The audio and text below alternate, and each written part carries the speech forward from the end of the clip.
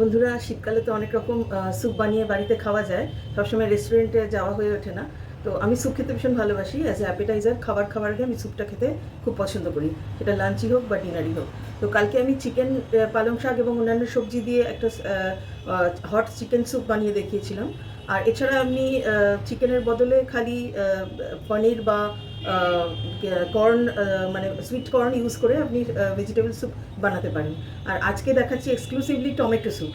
Tomato স্যুপের জন্য tomato তো লাগবেই, আর এর সাথে একটু রঙের জন্য গাজর ব্যবহার করতে পারেন, গায়ে জোরও হবে। প্লাস অনেকে বিটরুটও ব্যবহার করে, আমার কাছে ছিল না বলে আমি ব্যবহার করতে পারিনি।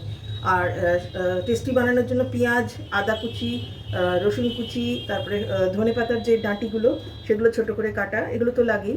এছাড়া রঙের জন্য আমি খানিকটা কাশ্মীরি মির্চি ব্যবহার করতে পারি। তাছাড়া একটু কালো নুন এবং কালি মির্চি যেটাকে বলে, মানে হচ্ছে ব্ল্যাক পেপার, মানে সেটা ব্যবহার করতে হবে। আর সবাই জানে স্যুপে মাখন লাগে।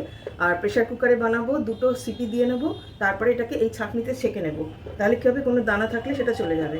আর অল্প টেস্টের জন্য আমরা একটু জিরে গুঁড়ো ব্যবহার করব, যেটাকে আমরা ভালো করে ভেজেও নেব। আর একটু টমেটো কেচাপও লাস্টে এটার মধ্যে দেবো। আর যেগুলো লাগে মশলা সবাই জানে, একটু এলাচ, আমি এখানে বড় এলাচ ব্যবহার করেছি। তেজপাতা তো দিতেই হবে, কিন্তু গ্রাইন্ড করবার আগে সেদ্ধ করে নিয়ে তেজপাতাটা তুলে ফেলে দিয়ে তারপরে গ্রাইন্ড করতে হবে। আর এটা হচ্ছে গোলমরিচ, গোলমরিচের গুঁড়ো দেবো, আবার গোটা গোলমরিচও ব্যবহার করব, যেটা পরে গ্রাইন্ড হয়ে যাবে। তো এবার চলে যাচ্ছি সরাসরি স্যুপ বানাতে, আপনারা দেখুন।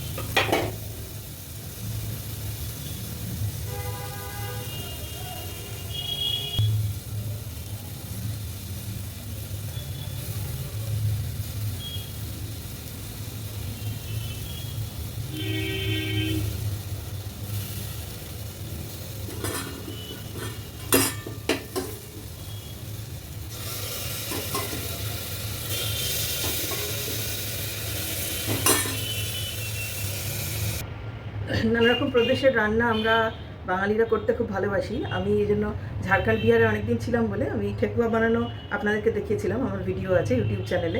আজকে আমি যেটা বানিয়েছি এটা হচ্ছে সর্ষের শাক। এটা হচ্ছে পাঞ্জাবের শীতকালের একটা বিখ্যাত খাবার, সেটা হচ্ছে সরসো দি শাক মক্কি দি রুটি, সরসো কি শাক মক্কি দি রুটি।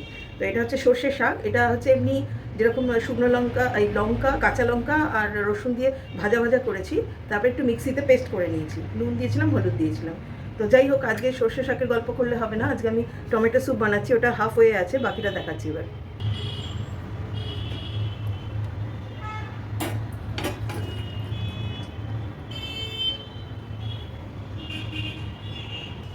টমেটো স্যুপ ছাঁকা হয়ে গেছে, এইভাবে থেকে এই এক্সট্রাক্টটা পেয়েছি।